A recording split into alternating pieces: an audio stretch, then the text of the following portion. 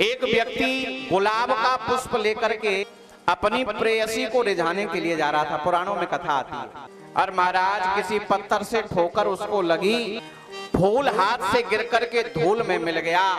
अब उसने सोचा कि ये गंदा पुष्प प्रेयसी को दूंगा तो वो नाराज हो जाएगी। तो उसने क्या किया, वो पुष्प लिया और कहता है श्री कृष्ण अर्पण मस्तु। ये पुष्प मैंने श्री कृष्ण को अर्पित कर दिया और उसी पत्थर पे चढ़ा दिया।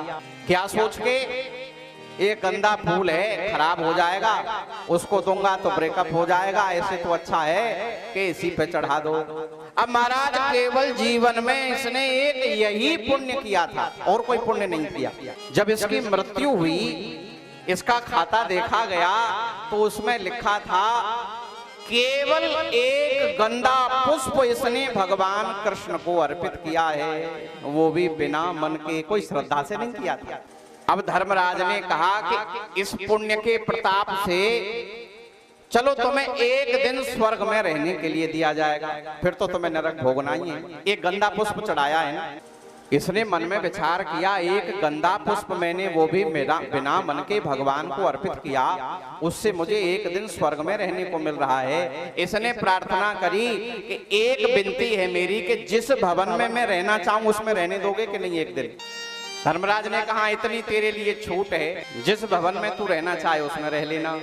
इसने स्वर्ग में वही कक्ष देखा जिस कक्ष के आगे पुष्पों का बगीचा था। ये सोया नहीं और स्वर्ग के बगीचे में से पुष्प तोड़ता है और श्री कृष्णार्पणमस्तु, श्री कृष्णार्पणमस्तु। पूरे दिन इसने स्वर्ग के पुष्प भगवान कृष्ण को अर्पित किए। अब तो इसका पुण्य इतना बढ़ गया कि ये स्वर्ग से ऊपर के लोकों में पहुंच गया और वहां भी इसने ऐसा ही किया। धीरे धीरे धीरे धीरे ये सत्य लोक में पहुंच गया, ब्रह्मा जी के लोक में।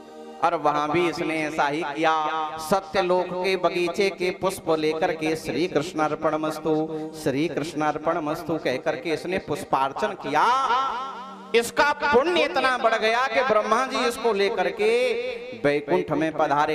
कहा महाराज इसने एक गंदा पुष्प आपको अर्पित किया था, उस पुण्य के प्रताप से अब ये यहाँ तक आ गया है, अब बताओ इसका क्या किया जाए। भगवान बोले ब्रह्मा जी इसको मेरी गोद में बिठाओ और आप अपने लोक को जाओ, क्योंकि एक बार जो मेरे लोक में आ जाता है न स पुनरावर्तते, फिर वो संसार में लौट करके नहीं जाता है। ये भगवान की गोद का अधिकारी हो गया। आप अनुमान लगाइए एक गंधा पुष्प भगवान की गोद का अधिकारी बना सकता है, वो भी बिना श्रद्धा के दिया था। यदि आप श्रद्धा से पुष्प लेकर के शिव जी को अर्पित करेंगे, भगवान को अर्पित करेंगे, तो भगवान आपको क्या नहीं दे देंगे।